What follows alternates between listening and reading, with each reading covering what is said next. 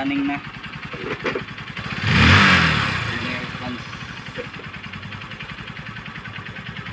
Okay.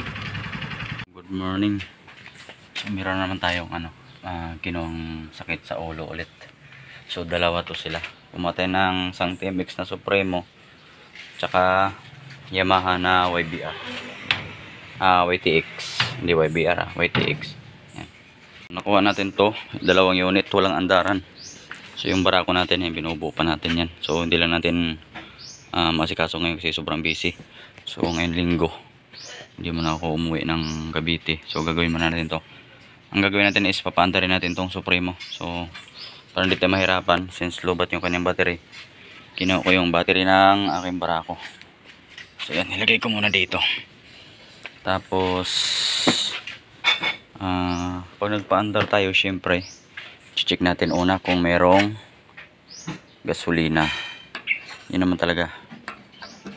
Tingnan natin kung may gas. Ito tuyo. Yan. Ito yung tuyo siya. So una na yun, kailangan natin maglagay ng gasolina. Okay. Yan. Pangalawa, syempre bago tayo mag-start, check muna natin kung meron ba siyang motor oil. Importante yun. So sa mga di tubig naman, check nyo rin kung may tubig o yung mga water cooled. So since air cooled to, langis lang i-check natin. So check tayo ng oil. So oil meron naman. Yan. Medyo sariwa pa. So kinuha natin to, no, as is lang andaran. Habol natin dito is yung modelo tsaka yung may papel. Kahit merong issue ngayon sa mga motorcycle, no, para sa akin si issue yun na mga motorsiklo lang yung kailangan i-transfer kaagad. Kung ikaw ay bibili, ito-transfer mo sa yung pangalan within 20 days. Pag ikaw naman ay seller, within 5 days kailangan may report na daw. So ito, na-check na natin. Tapos syempre kikik natin. Tigas ang compression nito. So kaya nga nilagyan ko ng battery kasi matigas i-kick, no. Kaya kinuha ko yung battery ng barako para dito mahirapan. So naka neutral. Fuel natin talagang empty, walang laman. Tapos crank natin, siyempre yun. Since cranking siya, good sign yun. So meron tayong oil, meron tayong starter. So siyempre alam na natin na wala tayong gas. Dito tayo sa kuryente naman. Kuryente, switch on. Yun, naririnig ako, ibig sabihin meron siyang spark.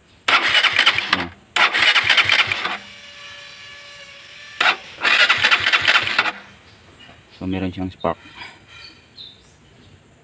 Hindi lang masyadong pansin. Yun o, kita nyo naman siguro. Meron siyang spark, so gas na lang problema natin. Tapos lagyan mo natin siya ng gas. Siyempre bibili muna tayong gasolina.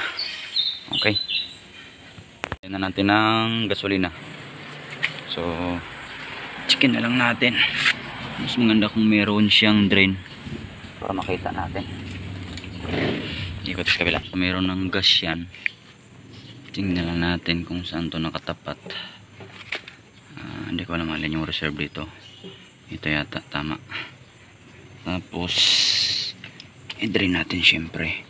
So ito yung drain ng carb type. Yan, makikita nyo yan, i-drain. So i-drain natin para malaman natin na may laman na yung carb, yung malaman ng gasolina yung carburetor natin. Luwagan lang naman natin to. Tapos ay na, may tumulo na. Ibig sabihin may laman na. Sarado na natin. Tapos pag sara, alam na ang kasunod, i-start na natin to. Okay, so sana umandar para hindi naman sayang yung pagod natin at yung gastos sa pagbili. So the moment compress na to, switch on. Sana umandar. Spark plug check, higpit naman. So ugalin nyo palagi mag check ng spark plug, lalo na kung hindi nyo alam yung history. Kasi baka mamaya nilagay lang yun, ilang ikot lang ang ginawa, tapos pag nagpandar kayo is biglang tumalsik yan at tumama sa inyo.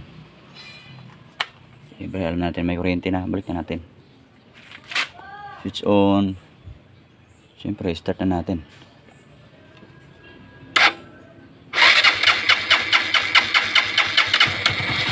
Yun andar.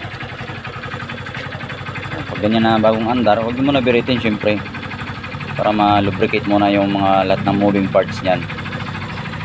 Hayaan mo muna siya naka-idle. I-idle lang muna natin. Kita nyo ka-idle yan, hindi ko hinawakan. Idle yan siya.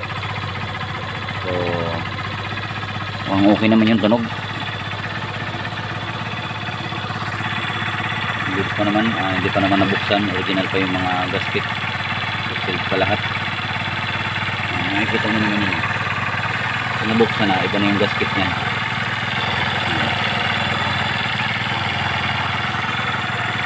So lang natin siya na bumaba. Okay, so okay naman, makachamba tayo. So running pareho. So painitin lang natin konti.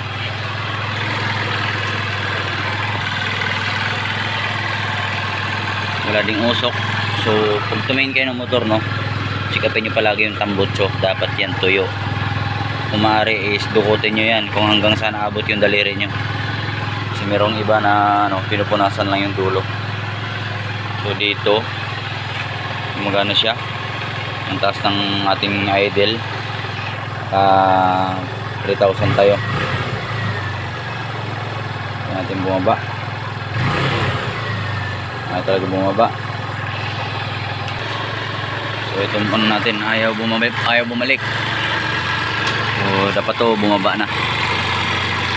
Okay. So tingnan natin bakit ayaw niyang bumaba. Bakit tinas dito? Ayan o. So kung nag-adjust kayo ng idle, laging nandito yan sa kanyang throttle cable. Ayan, ito yung cable.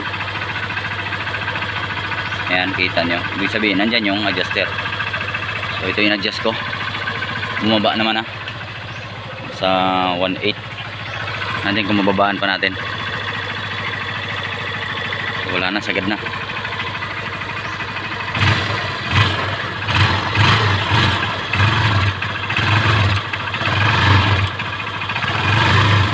Yun lang, walang galit. Yun. Wala siyang galit. Tapos biglang namatay. Okay. So ang problema is hindi siya may revolution. Ayan, makikita nyo, under siya. Pag nirib natin, yun, patay. Patay. Patay. Namamatay. Problema nito. Dito na tayo ngayon mag-umpisa mag-trouble. Bakit ayaw? Ang problema nito. So kaya siguro tinask yung idle kanina. Tapos namamatay siya.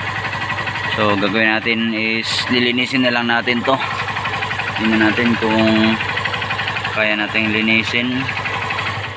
Oh, namatay na talaga siya. Yun na. Namatay na lang bigla.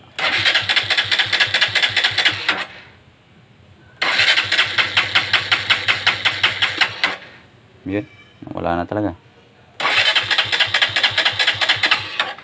So dahil nang wala siya, tingnan natin kung alam yung wala dito. So punta natin ulit. Mandar ulit. Pero pagka i-rev natin, ganun lang, namamatay na siya pag tinas mo pa.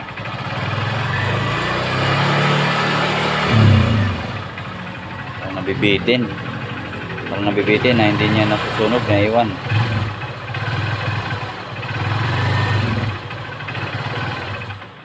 Patay. Andar naman ulit siya. So yun ang problema nito ngayon na susolusyonan natin. Dahil ayaw yung tumino, baklas na talaga siya. So ito na yata yung tangke. Ngayon ko na binaklas tong kanyang carburetor. So rig pa naman. Okay, hindi yung tatak nito, kaso diaphragm type. No, hindi siya yung ano. Yan, may diaphragm dito sa itaas. So ito na, nabuksan na natin. Yan. Yan, so ito na, natanggal na natin. So barado nga siya, confirm. So lilinisin natin. So sundutin natin yung butas na yan sa gitna.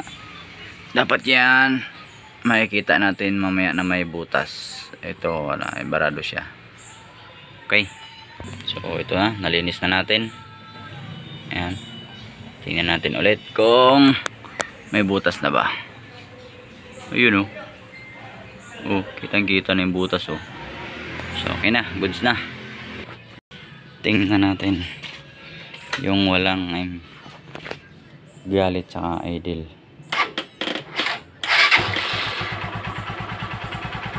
Okay.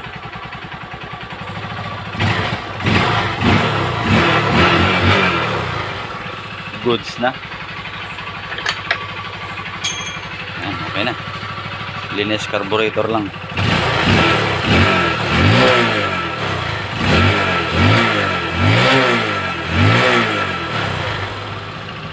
Okay. RPM natin kanina na hanggang 4 lang. Ayan. Mandar na. Tapos tawag nito, papagas muna tayo para may laman. Si empty, walang laman. Okay, so takbo muna, pa gasolina lang ako. Hindi tayo umabot sa gasolinahan. Naputol yung ating clutch cable. Ayan, naputol. Ayan, gumagalaw dito pero sa baba ayaw. Nangyari. Sa gasolinahan pero tulak tayo. Wala tayong clutch cable, pati pauwi tulak din. This drive. Bago na. Yung ating clutch cable na naputol kanina. 15.